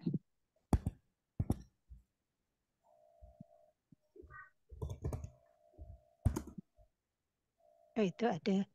Baik, permisi, saya izin bertanya. Di bagian bidang ilmu tadi dijelaskan bahwa IT mempelajari hardware, software, hingga bisnis dan user. Saya ingin bertanya, untuk unsur bisnis itu yang dipelajari sampai tingkatan seperti apa, dan contoh penerapan di prospek karir seperti apa? apakah lebih spesifik ke data science atau bagaimana? Terima kasih. Monggo Pak Sukron bisa menjawab. Oke, baik Bu. Izin menjawab Bu Sumi. Jadi ya, di tempat kami di TI itu kita mempelajari cukup spektrumnya cukup luas gitu ya. Hardware ada, meskipun teman-teman TI umumnya hanya sedikit yang minat ke ranah sana gitu ya. Ya umumnya masih di ranah software gitu ya, software engineer gitu ya. Nah di sini prospek bisnisnya seperti apa? Kalau dari unsur bisnis ya, kira-kira apa yang dipelajari gitu ya. Nah, selain kita mempelajari tentang cara pembuatan softwarenya, tentunya kita juga mempelajari bagaimana software itu bisa menjadi sesuatu yang profitable gitu ya. Nah, itu sebenarnya di tempat kami juga dipelajari. Jadi ada mata kuliah khusus gitu ya, kewirausahaan TI gitu ya. Nah, di sana nantinya ya bagaimana teman-teman itu dilatih gitu ya, dilatih apakah software ini ya bisa bertahan ya di pasar, bagaimana bersaing dengan software-software yang lain, bagaimana kita apa ya membedakan ya antara software yang kita buat dengan yang lainnya, kira-kira keunggulannya apa aja. Nah, di situ sampai sampai sebatas di sana saja. Kalau core-nya tetap di cara pembuatan software-nya menggunakan kaidah-kaidah engineering, kira-kira seperti itu. Nah, untuk bisnisnya itu umumnya banyak sekali nantinya ya teman-teman di TI itu umumnya mereka biasanya kerjasama gitu ya. Misalkan nanti ada semacam lomba gitu ya, lomba bisnis plan gitu ya, kira-kira seperti itu. Nah, mereka itu biasanya dari TI itu banyak sekali yang ikut gitu ya, dan biasanya menggandeng dari fakultas yang lain. Nah, dari sana teman-teman itu juga mempelajari dan menerapkan apa yang yang dipelajari di mata kuliah gitu ya. Kira-kira seperti itu ya. Kalau bisnisnya hanya sampai di sana gitu ya. Kalau misalkan nanti rekan-rekan mau yang lebih depth ya bisnisnya gitu ya, terkait dengan pengembangan bisnisnya, itu biasanya lanjutnya di S2-nya gitu ya. Di S2 itu biasanya di magister ya itu ada yang bagian bisnis, misalkan nanti bisa ngambil MBA dan sebagainya macamnya gitu ya. Nah, mungkin dari alumni gitu ya. Jadi kebetulan teman saya gitu ya, angkatan 2010 juga, angkatan pertama TI ya, dia awalnya di Sarjana Teknologi Informasi gitu ya, mempelajari bagaimana membuat software yang benar ya. Nah, kemudian dia melihat dari beberapa mata kuliah gitu ya, ternyata ada potensi bisnis di sini, sehingga dia melanjutkan fokus ke bidang bisnisnya di pendidikan di atasnya yaitu di magisternya, kira-kira seperti itu. Oke. Ya, baik. Kemudian ada pertanyaan lagi. Izin bertanya, untuk mata kuliah di IT ini apakah dipelajari AI secara spesifik? Ya, tentang AI secara spesifik, AI itu adalah mata kuliah wajib di tempat kami gitu ya. Jadi semua teman-teman yang masuk TI gitu ya, itu pasti akan mendapatkan mata kuliah AI gitu ya. Dan banyak sekali gitu ya, nanti digunakan di mata kuliah yang lain. Jadi AI itu sebagai fundamental gitu ya. Jadi teman-teman mengambil AI, nanti di mata kuliah yang lain itu ketemu lagi aplikasi dari AI. Misalkan nanti ada mata kuliah Big Data, ya Big Data itu nanti dia menggunakan AI di dalamnya. Ya sehingga secara spesifik ya jauhnya iya dipelajari di tempat kami. Nanti bisa masuk ke kurikulumnya gitu ya di website Sarjana. Ya, namanya kalau ini di bahasa Indonesia kan ya, kecerdasan buatan. Kecerdasan buatan. Baik, sebentar. Ini ada pertanyaan. Ini dulu ya, mungkin izin bertanya, kalau belum ada basic pemrograman, apakah tidak apa-apa untuk masuk di TI? Oke, ini pertanyaan menarik ya. Oke, kalau boleh jujur, dulu saya tidak bisa ngoding. Masuk TI tidak bisa ngoding gitu ya. Jadi benar-benar blank gitu ya. Ya. Jadi karena ya di awal itu kita memang diajari fundamental gitu ya. Tadi kan sempat disinggung ya. Jadi fundamentalnya memang diperkuat di semester 1, 2, 3. Nah, di semester 1 itu ada namanya pemrograman dasar gitu ya. Nah, nanti teman-teman akan diajari ya, tentunya dari nol gitu ya. Jadi tidak semua yang masuk dari itu bisa ngoding ya. Ya, termasuk saya. Dulu saya tidak bisa ngoding. Jadi tidak apa-apa gitu ya. Yang penting Ini masuk kebetulan dulu dan yang nanti yang nanti dosen bisa. pemrograman dasarnya Pak Sukron dan saya. Ya, oke. Kira-kira seperti itu ya. Jadi kita Ya, akan belajar dari awal, dari nol. Ya. Semuanya ya, dari nol. tidak apa-apa, belum punya basic, tapi harus punya tekad belajar Yang karena dekat belajar. TI tanpa pemrograman ya nggak bagus ya nanti karena ke depannya ke langkah berikutnya pasti akan ketemu Akan harus digunakan. tahu tentang itu. Hmm. Oke, oh ini ada satu pertanyaan di atas yang tadi belum sempat dijawab ya. Di MIPA ada elektronika dan instrumentasi. Adakah irisannya dan apa pembedanya? Bagaimana dengan tingkat kompetensi dan passing grade-nya? Ini mungkin lebih ke teknik elektro ya. Monggo Pak Ataka mungkin bisa menjelaskan Baik, terima kasih Bu. bedanya dengan yang di MIPA. Ya, Sama. betul. Memang ini sering menjadi pertanyaan ya. Kalau pertanyaan buat Pak Syukron tadi bedanya dengan computer science gitu. Ilkom, ya. Kalau elektro bedanya apa nih Harusnya sama ini ya elektronika? digabung aja lama-lama mirip. Betul. Iya, jadi sebetulnya perbedaannya terletak pada fakultasnya ya. Jadi kalau di teknik elektro, teknologi informasi itu kan ada di bawah fakultas teknik. Jadi kita fokus di engineeringnya. Jadi bagaimana menggunakan apa namanya ya ilmu-ilmu dasar begitu ya sampai menjadi produk teknik yang bisa digunakan. Nah, kalau elektronika dan instrumentasi itu memang di Fakultas Matematika dan Ilmu Pengetahuan Alam ya, sehingga memang levelnya lebih fundamental begitu. Meskipun tadi ya dalam prakteknya banyak irisan-irisan dan ya saya kira itu apa namanya ya, ya mau tidak bisa dihindarkan ya seiring dengan perkembangan zaman, tetapi cara termudah untuk melihat perbedaannya dari fakultasnya. Kalau di sisi passing grade, nah ini saya kebetulan kurang tahu detailnya ya. Mungkin nanti kalau Bu Silvi mengetahui nanti bisa Eh, memberikan Kalau itu tadi informasi. tadi saya ya udah saya jelaskan juga ya. Kalau sementara ini sih kalau di UGM lebih tinggi di yang di ini TE ya TE. Kalau Elin itu TE ya biasanya di apa di versuskan ya. Kalau TI itu dengan ilmu komputer ya. Itu. Tapi kalau di rankingnya UGM sih masih tinggi kita seperti itu. Apakah sudah menjawab? Ah, monggo kalau masih ada yang ditanyakan silahkan. Kalau nggak ada, saya Bu Silvi Ya, monggo silahkan. tentang AJUP, terutama yang TI gitu ya. Pertama, Ya. mungkin Pak Sukron atau Bu Silmi. Pertama, partnernya mana saja untuk yang apa namanya IUP. Kedua, terus apa keuntungannya kira-kira keunggulan dan keuntungannya kalau masuk ke IUP. Nah, gitu kan. Kalau bayarnya pasti lebih mahal, jadi mesti keuntungannya gitu ya. Tapi juga saya mungkin mendapatkan penekanan. Misalnya lebih tertarik IUP yang di Fakultas Teknik. Karena kalau di IUP di tempat lain itu kayak agak seperti IUP itu second-nya sebenarnya gitu ya. Seperti KW-nya gitu karena kan tesnya tidak seberat S6 SNBT atau SNPT. Tapi kalau di teknik kan harapannya kan kayaknya tidak ya.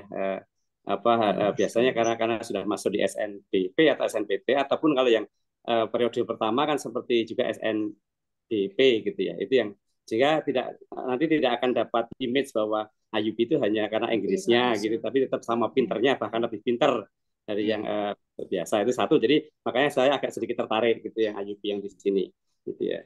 Jadi nggak usah keluar negeri, tapi di sini masih gitu. Tapi yang paling penting mungkin saya ingin tahu tadi partnernya apakah juga bonafit juga university di luar negerinya. Jangan-jangan nanti hanya sekolah-sekolah vokasi-vokasi di mana gitu kan yang di pinggir jalan mana gitu kan khawatir keluar ya gitu.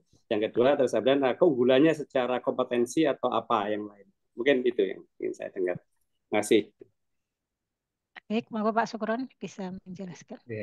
Oke, terima kasih Pak Widodo atas pertanyaannya. Ya, jadi kalau terkait partner gitu ya, partnernya kira-kira siapa? Karena ini baru gelombang pertama gitu ya. Jadi ini adalah ini Pertama adalah kali tahun dibuka nih. pertama dibuka untuk program IT dan teknik biomedis gitu ya. Nah, sementara ini kita sedang menjalankan komunikasi gitu ya. Kemarin itu kita berkomunikasi dengan Groningen gitu ya, Groningen ya, di Belanda. Gitu ya. Nah itu sudah kita coba komunikasi dan ke beberapa bulan yang lalu itu pihak dari Groningen itu sempat ke DTT dan berdiskusi terkait dengan potensi untuk IoT ya. Itu yang pertama dan sedang kita list gitu ya beberapa eh, kandidat-kandidat universitas di luar negeri gitu ya nanti bisa dipilih oleh nantinya oleh si mahasiswa gitu ya. Kira-kira mereka akan apa ya akan memilih yang ke Eropa kah, apakah ke Asia Tenggara atau ke Jepang, Australia dan sebagainya macamnya. Nanti ada detail terkait pembiayaannya. Nah, di sini kita masih dalam tahapan list gitu ya, mendaftar kira-kira apa namanya universitas mana saja yang jadi potensi untuk IoT-nya. Karena untuk IoT ini nantinya diharuskan mahasiswa itu ke luar negeri, ke kampus yang nantinya bekerja sama dengan kami gitu ya, untuk beberapa waktu. Nanti mungkin akan lebih dijelaskan lagi oleh Pak Ridwan, yang kebetulan Pak Iya. Ridwan adalah apa ya yang megang IoT Fakultas Teknik kira-kira seperti itu. Jadi kalau dari saya untuk listnya sekarang gitu ya itu sedang kita buat ya dan beberapa waktu yang lalu itu salah satunya Yang sudah adalah pasti Groningen tadi ya. ya. Nah, Ya. terus benefitnya apa? Ya, benefitnya ya nanti kelasnya akan dibedakan ya. Kalau dari diskusi yang lalu itu kelasnya akan dibedakan. Jadi misalkan yang masuk IUP itu ada 20 orang gitu ya, atau 25 orang. Nah, itu ada kelas khusus ya. Dan itu fully English gitu ya. Nanti di apa pengantarnya bahasa pengantarnya itu menggunakan bahasa Inggris. Ya. Dan nanti benefit yang kedua ya harus nanti ya kita haruskan ya, karena itu syarat ya mereka harus ke luar negeri gitu ya. Jadi mengenyam pendidikan di luar negeri dan untuk beberapa waktu di sana. Mungkin itu kalau dari saya gitu ya tentang IoT. Nanti mungkin bisa ditambahkan oleh Pak. Oke, terima kasih di sini. Baik, Pak Sukron. Waktu mungkin nanti sudah jam 5.28. Mungkin kita beralih ke prodi teknik biomedis dulu ya. Nanti juga Pak Ridwan akan menjelaskan tentang IUP-nya. Monggo Pak Ridwan, dipersilahkan. Baik, sebelumnya apakah suara saya terdengar, Bu Silmi? Iya, jelas Pak. Oke. Saya izin share screen ya. Monggo. Baik, selamat sore Bapak Ibu semua dan adik-adik siswa Fatmanaba ya. Assalamualaikum warahmatullahi wabarakatuh. Perkenalkan, saya Ridwan, dosen di Teknik Biomedis. Saya dulu sebenarnya alumni SMA 8, tapi enggak apa-apa, kita sharing di SMA 3 ya. Nah, ini tentang Biomedical Engineering, lebih tepatnya ini prodi yang baru. Jadi tadi sudah disampaikan kalau tadi TI atau teknologi informasi itu turunannya dari teknik elektro. Nah, teknik biomedis ini turunannya dari TI dan teknik elektro. Nah, mengapa kita belajar biomedis gitu ya? Ini mungkin peristiwa yang pernah kita alami dan masih kita ingat ya, ketika ada wabah COVID-19. Ya. Ketika itu korban itu sangat banyak dan ternyata situasi global sangat krisis gitu ya, sampai adanya vaksin. Nah, dari sinilah kita mulai merasakan ternyata ada peran yang dibutuhkan dari biomedical engineering. Apa? Nanti kita akan coba jelaskan tahap demi tahap. Nah, jadi biomedical engineers itu biasanya invisible man, tidak terlihat gitu ya, invisible heroes. Karena sekarang tidak ada dokter yang nampaknya tidak memakai alat medis. Bahkan untuk mendiagnosis pasien itu demam atau tidak butuh termometer. Nah, termometer itu pekerjaannya yang dibuat ya oleh biomedical engineer. Nah, misal yang terkenal dokternya, tapi kalau biomedical engineer-nya biasanya tidak terkenal. Ya seperti tadi kata Pak Sukron ya, kalau engineers itu mungkin baru dicari kalau ada masalah gitu. Next, nah apakah Anda sekalian tahu ya adik-adik sekalian, di biomedical engineers ini banyak sekali yang dikerjakan sebenarnya. Bahkan ketika orang itu tidak melihat siapa yang membuat alat ini, sebenarnya biomedical engineer itu sangat berperan kuat ya dalam hal medis. Namun apakah hanya engineering saja yang dipelajari? Tidak. Nanti akan ada pertanyaan, apakah masih pengen belajar fisika, kimia, dan biologi? Karena engineering itu basicnya kan matematika dan fisika. Nah, di biomedical engineers itu ada pelajaran dasar, yaitu kimia dasar dan biologi. Nah, kalau ingin kolaborasi dengan opa-opa dokter, apakah bisa? Ya, di biomedical engineering kita akan kolaborasi dengan beberapa tenaga medis dan departemen medis ya. Dan nanti akan saya jelaskan juga di slide, ada kolaborasi dengan beberapa rumah sakit ya. Kemudian masih suka biologi dan kimia. Nah, ini salah satu projectnya gitu ya. Ternyata di biomedical engineering ada keterlibatan rumus-rumus kimia dan fenomena-fenomena biologi. Jadi tidak hanya fokus di matematika dan fisika saja, tapi secara aplikasi ternyata biomedical engineering melibatkan ilmu kimia dan biologi. Nah ini salah satu yang tadi disebut tentang IUP. Jadi ini melengkapi karena tadi dari Pak Ataka dan Pak Sukron sudah sangat komplit ya. Di biomedical engineering ini kita juga membuat membuka program untuk IUP, International Undergraduate Program. Nah, seperti apa? Nanti akan saya jelaskan lebih rinci di akhir ya. Ini lebih ke pengenalan dulu.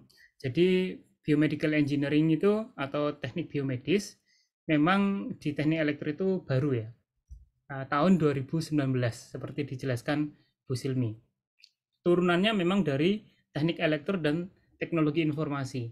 Namun memang secara aplikasi itu lebih ke arah alat-alat medis, kemudian diagnosis, clinical process, dan seterusnya. Jadi memang sangat erat kaitannya dengan medis ya, atau peralatan medis gitu.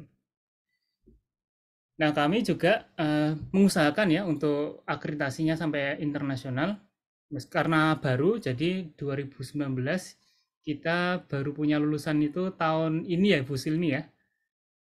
Karena masuk awal itu 2019, mahasiswa yang baru lulus itu tahun ini. Agustus ya. Ini juga berdampak pada akreditasi kami. Tapi overall akreditasinya baik dan insya Allah akan sangat cepat ya menyusul karena trennya naik-naik terus gitu. Dan kita juga menggunakan kurikulum standar ABET dan IAB, mengikuti seperti yang di teknik elektro dan teknologi informasi. Nah, urgensi teknik biomedis untuk bidang kesehatan. Jadi ada topik-topik atau isu ya di negara kita ini tentang alat kesehatan, tentang teknologi informasi kesehatan, tentang pelayanan kesehatan. Nah, itu butuh support system dari keilmuan tersendiri. Maka banyak perguruan tinggi, tidak hanya di UGM ya, mulai membuka teknik biomedis atau teknik biomedika atau elektromedis seperti itu. Namun yang beda adalah di UGM ini sarjana ya, artinya bukan masuk ke vokasional atau ke D3 atau D4. Nah, kontribusi dari teknik biomedis ini sangat erat dengan keilmuan sebelumnya seperti teknik elektro dan teknologi informasi. Ada robotika, ada simbiosis manusia dan robot, kemudian smart sensing ya, sampai pada big data healthcare. Tadi Pak Sukron juga sudah banyak menjelaskan tentang data scientist ya, kemudian juga tentang machine learning dan AI gitu ya. Apakah di biomedis tidak pakai? Ya tentu saja pakai, karena dalam mengambil keputusan, mendiagnosis suatu penyakit gitu, itu membutuhkan juga kemampuan dari machine learning, deep learning, AI dan seterusnya. Nah, pertanyaan selanjutnya untuk adik-adik, terutama yang mau daftar kuliah ya, yang kelas 3, belajar apa di teknik biomedis ya? Pada dasarnya kita sama prinsipnya dengan teknik elektro dan teknologi informasi, karena di fakultas teknik, maka yang ditekankan di awal adalah matematika dan fisika. Namun beda sedikit di biomedis, kita masih ada kaitannya melibatkan biologi dan kimia. Nah, nanti akan disambungkan dengan mata kuliah yang berbau engineering seperti electronics, kemudian ada juga misalnya sensor, ada pengukuran, ada juga mungkin ada juga power electronics-nya gitu. Jadi sebenarnya cabangnya itu dan turunannya itu sangat luas. Nah, di sebelah kanan ini salah satu contoh ya, beberapa contoh bagaimana mata kuliah yang disusun untuk di teknik biomedis. Ada biomekanik, biomaterial, ada biosensor, ada bioelectronic signal, ada imaging, dan seterusnya. Nah, dan next. Nah, seperti yang digambarkan di grafik awal, kita dari ilmu dasar yang disusun, kita punya turunan-turunan mata kuliah turunan. Ya, mata kuliah turunan dari ilmu dasar, misalnya biologi. Oh, ternyata ada bioengineering.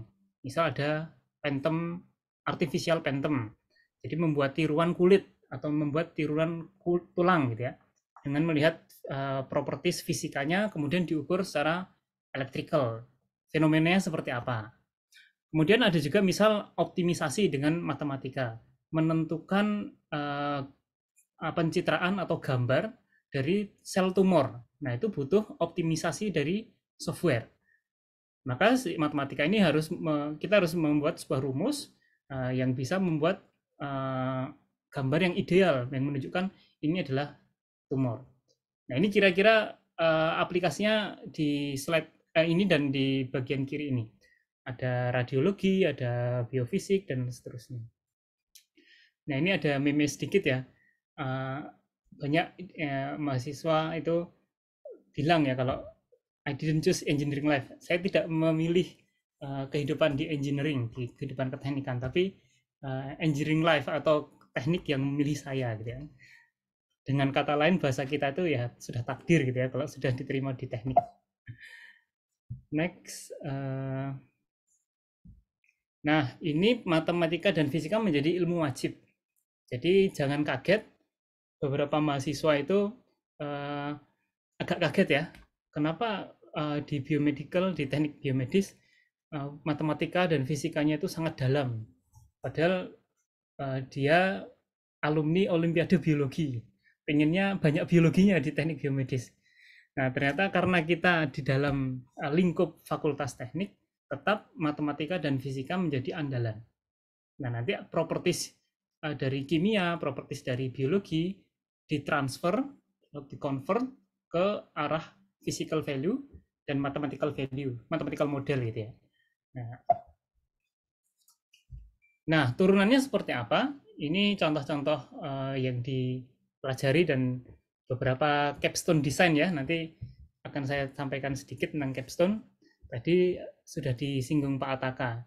Jadi biomechanics, biorobotics ini menjadi salah satu tren ke depan untuk membantu orang-orang yang mungkin difabel ya, disabel gitu, difabel dan punya kekurangan gitu.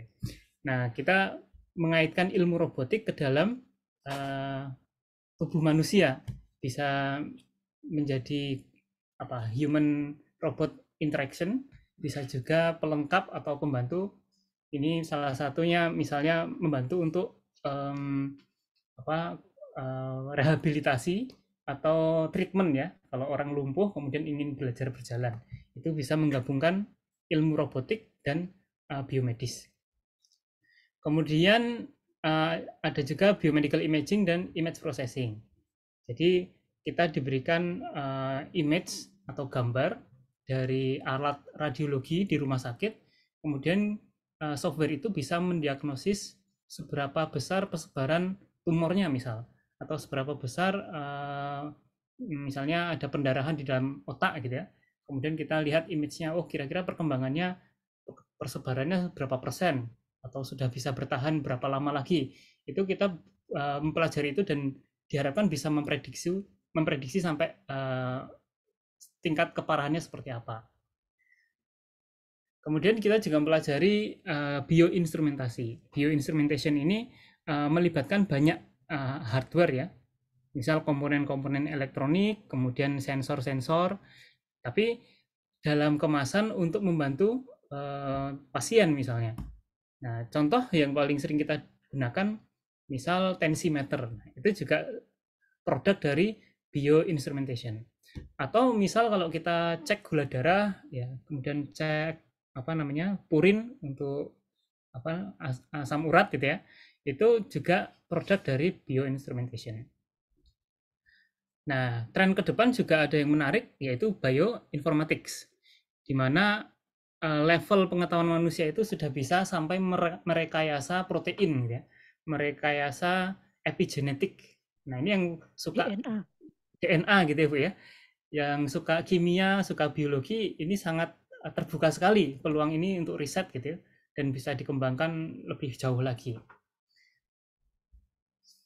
Nah, ini misal ada konsep telemedicine. Nah, seperti apa? Ini ada drug delivery itu maksudnya persebaran narkoba ya, narkotik ya. Nah, ini bisa dideteksi dengan beberapa sensor, di tracking gitu, tentu dengan kolaborasi keilmuan di teknologi informasi. Atau di samping di sisi lain ada juga mungkin ke pelayanan pasien yang membutuhkan pendistribusian obat secara cepat gitu ya, karena alat medis sudah bisa memantau dan mungkin dokternya sulit dijangkau karena jarak jauh atau mungkin waktunya lama kalau harus ke rumah sakit, maka ada konsep telemedicine. Nah, dari telemedicine ini pasien bisa berkomunikasi secara jarak jauh, kemudian menentukan obatnya apa, dan obatnya bisa langsung diantar. Nah, ini bisa menggunakan keilmuan teknik elektro dan teknologi informasi, dan dipadukan dengan kebutuhan yang ada di medis, seperti itu ya. Nah, yang terakhir mungkin ini biosensor, memang membutuhkan integrasi atau interdisipliner ya. Ada kimianya, ada biologinya, ada fisikanya, ada imagingnya, pasti ada matematikanya. Ini salah satu contoh membuat artificial gastric juice. Jadi keilmuan biomedis pun seperti elektro dan teknologi informasi sangat luas, dan peluang risetnya itu banyak, peluang pekerjaannya pun mulai merebak gitu ya, terutama yang di luar negeri. Nah, pertanyaannya, tugas akhir dan skripsinya sulit nggak gitu? Ini mirip-mirip dengan teknik elektro dan teknologi informasi. Ini salah satu contoh capstone yang akan dilakukan tahun ini. Apa itu capstone ya? Mudahnya seperti tugas akhir. Kalau dulu sempat capstone itu menjadi skripsi, tapi sekarang menjadi tugas akhir yang dikerjakan berkelompok dan nanti akan dipamerkan. Nah, nanti adik-adik kalau tertarik melihat capstone-nya DTT atau teknik elektro teknologi informasi termasuk biomedis, nanti akan biasanya diselenggarakan di bulan November. Nanti datang saja ke Fakultas Teknik dan cari informasi tentang capstone DTT gitu ya. Nah, ini tentang capstone di medical device dan diagnosis. Kemudian ada juga capstone lain, misal transportasi dan automotive industry. Sebentar, baterai saya low bat. Jadi seperti dilihat gambaran ini, contohnya banyak sekali ya. Sekarang ada mobil otomatis, ada mobil listrik ya, bisa dicas dimanapun gitu ya, asal ada stasiun listriknya. Nah, part-part ini tentu membutuhkan keilmuan tersendiri. Misal dalam charging itu butuh keilmuan power elektronik ya. Termasuk tadi ada juga disinggung masalah kompetisi mahasiswa ya. Jadi di teknik elektro ini termasuk teknik elektro, TI, dan teknik biomedis itu termasuk yang langganan juara ya Bu Silmi ya. Mahasiswa DTT itu sering ikut kompetisi. Iya, alhamdulillah. Alhamdulillah. Ada berjiwa kompetitif dan berprestasi. Seperti kalau di SMA itu dulu ada LKIR, kalau nggak salah sekarang namanya opsi ya. Saya termasuk pembimbing opsi di beberapa SMP dan SMA. Dan mirip, di mahasiswa itu ada PKM, ada juga Gemastik. Kalau level internasional ada Imagine Cup ya. Ada juga kompetisi yang lain, banyak. Nah, intinya membuat hardware, membuat software untuk dampak sosial gitu ya. Misal seperti ini, membuat sistem parkir otomatis gitu ya. Atau IoT menentukan kepadatan bus. Jadi orang melihat bis ini udah padat atau belum, bisa diakses lewat handphone. Nah, itu keilmuannya seperti apa ya? Integrasi dari beberapa keilmuan teknik elektro, TI, dan biomedis. Nah, selanjutnya juga ada topik smart city dan community. Ini juga integrasi dari aplikasi teknik informasi atau teknologi informasi. Sedikit info ya, jadi tahun ini sedang diurus. Teknologi informasi itu namanya nanti akan menjadi teknik informasi. Jadi teknik elektro, teknik informasi, dan teknik biomedis. Nah, di teknik biomedis ini salah satu spesialnya adalah belum ada di MIPA. Kalau di MIPA ada ELINS, di teknik ada teknik elektro gitu ya. Nanti Kalau saingan lagi. di MIPA ada ilmu komputer, di teknik ada teknologi informasi atau teknik informasi. Nah, teknik biomedis ini belum ada kopinya, jadi masih original dari Fakultas Teknik gitu ya. Nah, ini jadi contoh juga ada capstone di topik waste management. Ya, di Jogja ini kan darurat sampah nih, Bapak Ibu.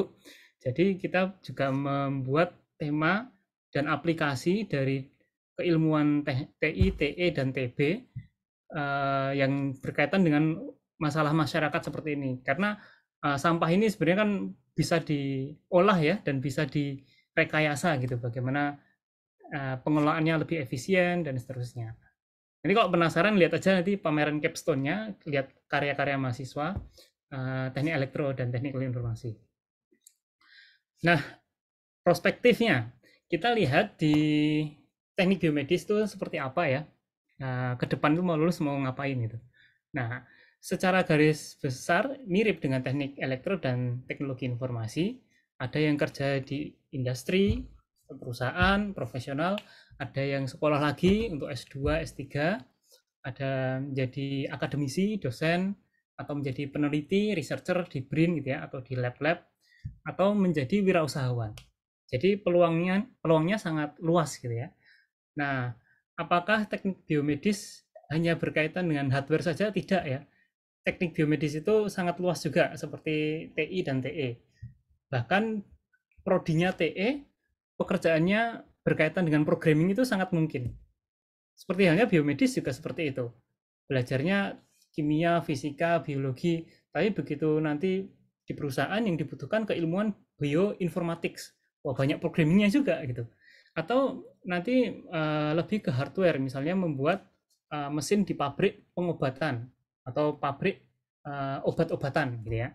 Jadi sangat beragam sekali, mulai dari healthcare sampai ke pemerintahan, bahkan sampai ke kebijakan biomedis ya. Karena di Kementerian Kesehatan itu saat ini info dari orang dalam ya, sedang gencar-gencarnya tentang alat kesehatan dan tentang diagnosis ya, biomedis gitu ya. Ini saya percepat karena waktunya mungkin ada tanya jawab, jadi semoga bisa efektif. Ini salah satu beberapa contoh tentang peluang kerja biomedis yang ada di Indonesia. Ada beberapa lab, ada beberapa industri yang bisa diakses secara online ya. Nanti bisa kepo-kepo gitu, bisa browsing sendiri. Kira-kira potensi setelah lulus dari teknik biomedis mau kemana ya. Nah, tadi yang saya sampaikan di awal, kita punya kerjasama dengan rumah sakit ya, yang sudah pasti adalah dengan Sarjito dan dengan rumah sakit akademik UGM, RSA ya. Nah, kita bisa mengakses beberapa informasi di sana, alat-alat seperti MRI, radiologi, radiografi, dan alat-alat kedokteran lainnya. Dan tentunya ini membutuhkan keilmuan antardisipliner, jadi belajar teknik elektro di bidang yang tertentu, misal bidang sinyal, atau teknik elektro yang bidangnya telekomunikasi, atau teknologi informasi bidangnya database web gitu ya. Jadi membuat database untuk ahli gizi rumah sakit RSA. Nah itu sebenarnya TI sekali dan aplikasinya biomedis sekali gitu ya. Jadi kolaborasinya sangat kuat. Nah, macam-macam ya peluang kerja itu, bisa menjadi engineer, bisa jadi medical physicist. Ini biasanya juga kerja kolaborasi. Diskusi Padmanabha untuk program studi meeting. Ya, medical physicist ini biasanya kolaborasi dengan teknik nuklir medis. Ya, di UGM ada juga teknik nuklir tapi nuklir medis. Nah, itu kolaborasi juga dengan teknik biomedis. atau menjadi pengusaha. Ini sebetulnya Pak Ataka ini termasuk pengusaha yang sukses ya. Dulu membuat Jala.tech, dan sekarang masih muncul semangat berwirausahanya, punya Jago Robotika. Nanti bisa diakses apa itu Jago Robotika. Jadi dosen bisa nyambi juga entrepreneur gitu. Jadi peluang di teknik biomedis itu luas juga. Nah, rangkuman aja sebagai tren di dunia ya, ada 3 pekerjaan yang mulai menjadi menarik gitu ya, karena gajinya tinggi. Yang pertama biomedical engineer, yang kedua clinical engineer, yang ketiga research scientist. Nah, di research scientist ini biasanya sangat berkaitan dengan data scientist kolaborasi dengan keilmuan teknik informasi atau teknologi informasi, dan gajinya lumayan besar ya. Jadi mungkin kalau di Indonesia belum terkenal, saya kira nanti itu hanya masalah waktu saja. Ke depan tren dalam waktu 5 tahun, 10 tahun akan meningkat pesat gitu ya. Atau yang lebih extraordinary ya, ada yang menjadi lulusan biomedical engineering, penelitiannya tentang breast cancer, tumor payudara ya, cancer payudara, tapi malah menjadi astronot gitu.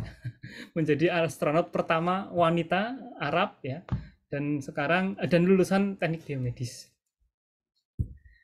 Nah, sedikit tentang IUP saya sampaikan juga. Ini ada partner ya tadi, selain rumah sakit, sebenarnya ada satu universitas lagi yang tadi selain disebutkan Pak Sukron di Groningen, ada juga di Glasgow. Nah, itu menjadi salah satu yang sudah punya relasi kuat dengan DTT termasuk biomedis. Dan sebenarnya di IUP ini kita sedang mengembangkan relasi kemana-mana. Yang alumni Jepang, yang alumni Australia, yang alumni Asia Selatan, Asia Timur, itu sedang galak-galaknya membuat MOU ya, sehingga nanti yang ikut international program bisa tersalurkan programnya dengan baik, seperti itu. Nah, ini contoh beberapa student, salah satu aktivitas ya dari mahasiswa yang ikut exchange. Jadi kalau Anda mendaftar di TI, TE, TB, ini peluangnya besar untuk ikut student exchange. Bisa ke mana ya? Ini ada contohnya di Amerika. Bener ya? University of Minnesota itu mana? Mungkin di Amerika ya. Kemudian ada yang di Moskow, di Rusia. Kemudian ada yang di Australia, di Korea. Jadi tidak menutup kemungkinan meskipun belajar keteknikan tetap bisa go abroad gitu ya. Jadi bisa ke luar negeri. Dan di teknik elektro ya, termasuk TI dan biomedis, itu sudah ada expert di bidang biomedis ya. Contoh yang di atas itu Pak Igi, itu sekarang menjadi kepala prodi biomedis, atau Pak Prof Hanung ya, sekarang menjadi kepala departemen DTT. Nah, beliau ini expert yang mengajar juga di teknik biomedis. Nah, fasilitasnya mungkin saya sampaikan ya, Pak Ataka, Pak Sukron mungkin tadi belum disampaikan. Silahkan. Kita punya banyak lab dan kolaborasi dengan perusahaan-perusahaan terkenal ya, seperti Honeywell, Microsoft, kemudian Schneider gitu ya. Kemudian ya macam-macam perusahaannya, dan memfasilitasi banyak ya alat-alat lab yang saya kira sudah alat terkini. Jadi kalau mungkin di fakultas sebelah belum selengkap di fakultas teknik, apalagi di DTT. Karena apa? Di DTT ini termasuk menjadi salah satu percontohan ya. Kalau ada tamu-tamu di UGM itu dioper ke DTT, melihat fasilitasnya, riset-risetnya gitu ya. Jadi insya Allah tidak rugi kalau mau milih TI, TE atau TB gitu ya. Riset-risetnya pun riset yang terkini. Atau di TB juga ini ada program summer course. Nah, kolaborasinya dengan kedokteran gigi ya waktu itu. Tahun lalu di sekitar bulan Agustus kalau tidak salah. Nah, summer course ini kolaborasi antara teknik biomedis dengan FKG, kedokteran gigi, dan diikuti oleh mahasiswa lintas negara. Waktu itu yang paling jauh kalau nggak salah Thailand ya. Ada Thailand, Malaysia, Brunei. Jepang juga kan, Pak? Oh, Jepang ada ya? Iya. Oh, juga ada. Ya, pokoknya seru. Mahasiswa di DTT ini roller coaster gitu ya. Seru sekali. Nah, Terakhir ini tentang IUP, ada info intake ya, ada jadwalnya. Mungkin melengkapi Pak Sukron. Memang sudah dipatok biaya satu intake yang pertama, kedua, dan ketiga biayanya sama. Dan ini harganya apa tarifnya gitu ya per semester tuh 30 juta. UKT-nya Pak. UKT-nya 30 juta gitu. Nah, ini untuk level internasional tergolong murah ya kata dosen-dosen senior. Jadi yang tertarik tentang IUP dan ingin ikut program secara internasional jelas punya kelebihan-kelebihan yang beda dengan yang reguler. Namun secara materi kuliah ya, mata kuliah itu sama sebenarnya. Hanya saja di international program itu memakai bahasa Inggris. Ini silahkan difoto, di screenshot atau seperti apa. Nanti kalau ingin pengen tahu lebih lanjut ya, bisa di website ini um.ugm.acid. Jadi mungkin itu Bu Silmi. Monggo saya kembalikan ke moderator. Nah, baik, terima kasih Pak Ridwan sudah memberikan materi terkait dengan teknik biomedis yang sangat lengkap ya, saya kira. Kemudian kita langsung aja, sudah hampir maghrib ya. Ini ada pertanyaan lewat chat ya. Izin bertanya, apa kelebihan dari program IUP dari semua jurusan? Apakah nanti lulusannya dapat double degree? Mungkin bisa dijelaskan, Pak. Baik, untuk skema IUP sebenarnya degree-nya degree internasional ya, Bachelor Engineering. Jadi nanti title-nya atau gelarnya itu gelar internasional, dan kelebihannya memang lebih ke penguasaan bahasa Inggris yang lebih sering digunakan. Nah, dan program-programnya pun ada tadi itu ya yang disebutkan Pak Sukron, ada 1 tahun itu wajib di luar negeri. Nah, skema ini sedang dikonsep dengan baik ya. Yang jelas ini pembukaan pendaftaran sudah dibuka dan dimulai. Fasilitas pun mungkin sedikit berbeda dengan yang reguler. Gitu. Nah, apakah mendapatkan double degree? Sementara ini tidak ya. Tapi ada kemungkinan nanti di program S2 itu ada kayak program apa Pak Sukron, sandwich ya. Jadi mendapatkan gelar di Indonesia dan gelar di luar negeri. Karena rata-rata seperti Pak Ataka ini waktu S2, enggak ya, Pak Ataka langsung Pak Sukron dan Pak Ataka langsung S3. Ya, saking canggihnya itu. Jadi di Eropa itu Pak Ataka mungkin bisa cerita, S2 itu hanya 1 tahun. Nah, jadi ada skema nanti yang lanjut S2 ini karena di UGM itu 2 tahun, bisa nanti 1 tahunnya di luar negeri. Sedangkan misal di Eropa itu 1 tahun mendapatkan gelar, nanti kembali ke UGM dapat gelar lagi. Jadi double degree. Tapi untuk S2 ya. Kalau untuk S1 sementara ini belum.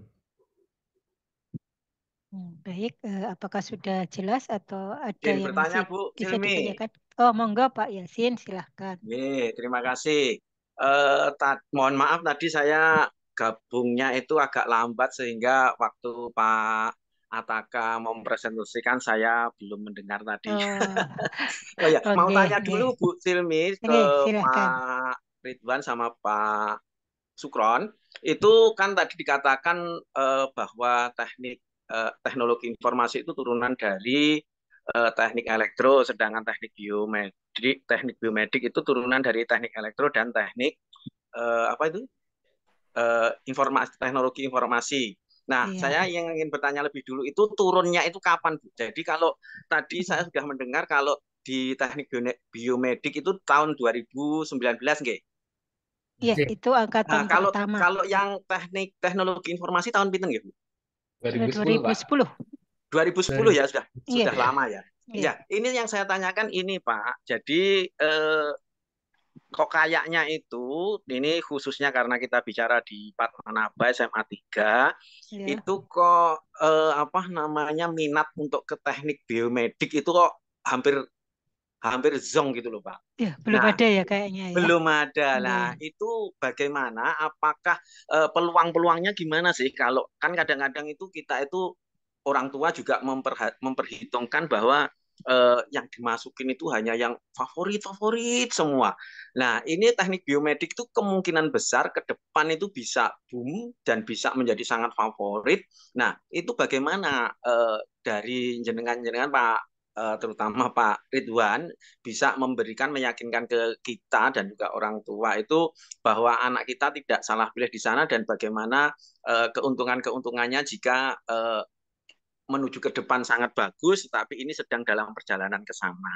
Begitu, Pak. Jadi mohon apa namanya saran-saran supaya kita mantap gitu kalau mau memilih misalnya ke jurusan teknik biomedik ini, yang kalau saya melihat dari paparan Pak Ridwan tadi sebenarnya ke depannya sangat-sangat cerah ini untuk Iya. apa prospeknya gitu. Itu saja dulu Bu Silmi, makasih. Oke. Mungkin saya nambahi sebentar ya.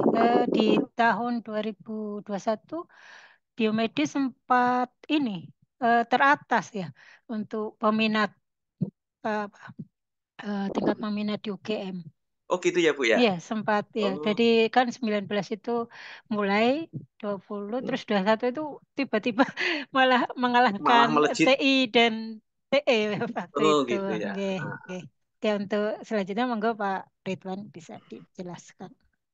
Baik, jadi saya mulai dari latar belakang kenapa teknik biomedik itu ada gitu ya. Memang sekarang ini kan banyak penyakit-penyakit degeneratif gitu ya, turunan itu semakin banyak gitu Pak. Seperti halnya COVID yang kemarin tuh. Sehingga tren di dunia ini banyak sekali universitas yang membuka teknik biomedik. Nah, berdampak pada Indonesia, memang yang saya amati ketika ada simposium biomedis, ya universitas-universitas itu mulai membuka teknik biomedis bukan tanpa alasan. Misal di kementerian sendiri atau di pemerintahan ya, itu peluang PNS itu tetap ada Pak untuk teknik biomedis ya. Termasuk bekerjanya pun tidak di lab, misalnya di kementerian itu tetap dibutuhkan. Nah, di sisi lain di swasta ini banyak perusahaan-perusahaan biomedis mulai muncul Pak. Entah membuat sensornya, entah membuat data scientist-nya, untuk membuat informasinya, ataupun vaksinnya dan seterusnya.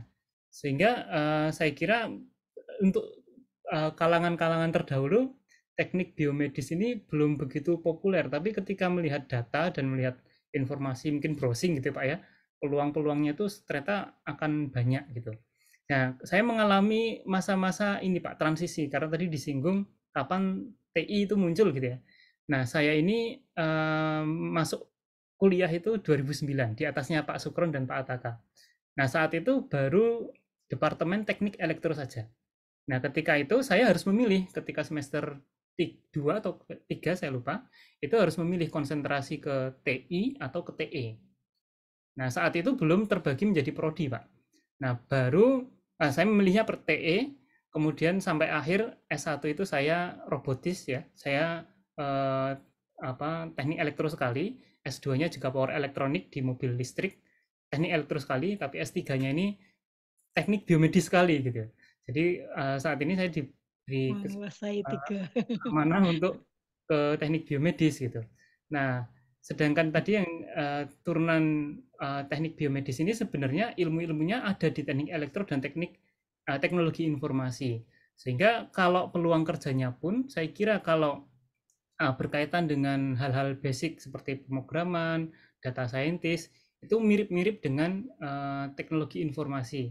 Meskipun menjadi keunggulan adalah lulusan teknik biomedis tahu ilmu-ilmu medik lebih dalam dibandingkan teknologi informasi.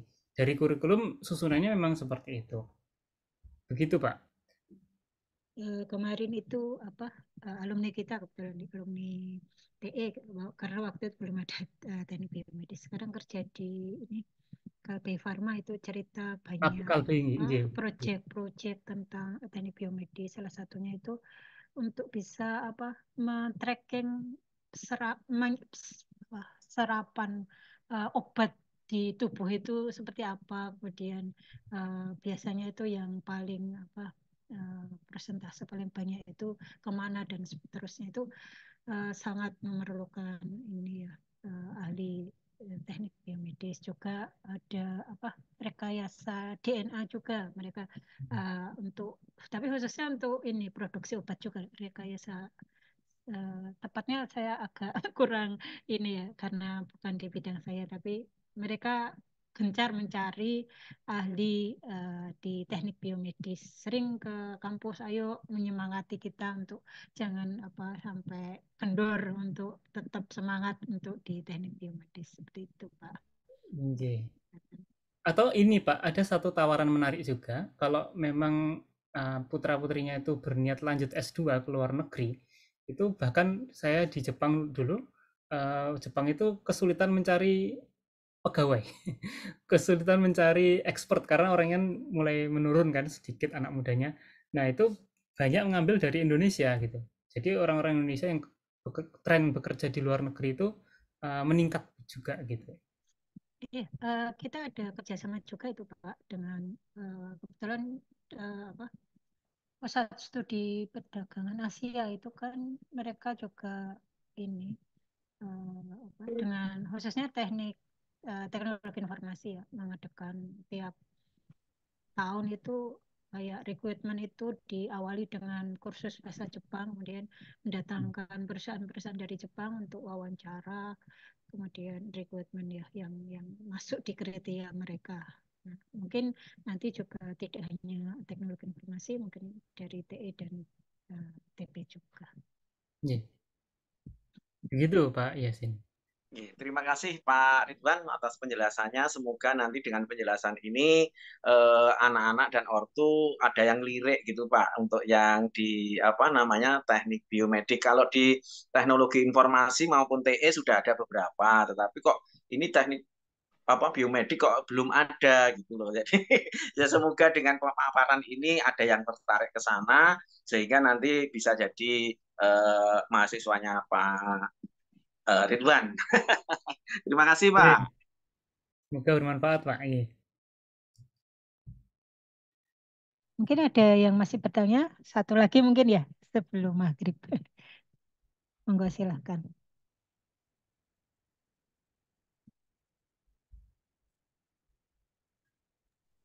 Sudah tidak ada.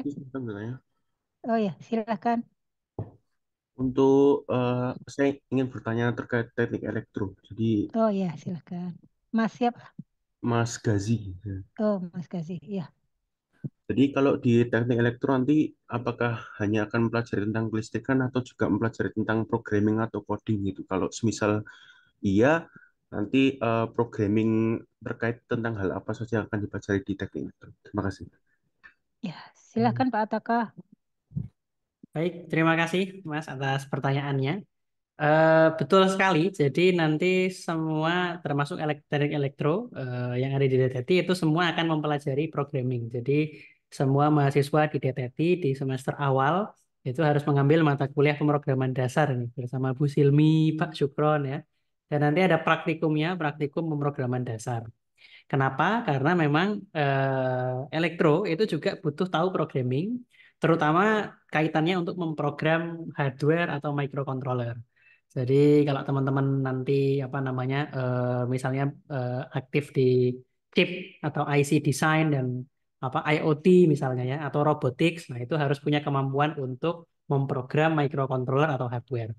Meskipun tidak menutup kemungkinan juga untuk memprogram sisi softwarenya ya, tetapi yang lebih banyak yaitu di sisi hardware.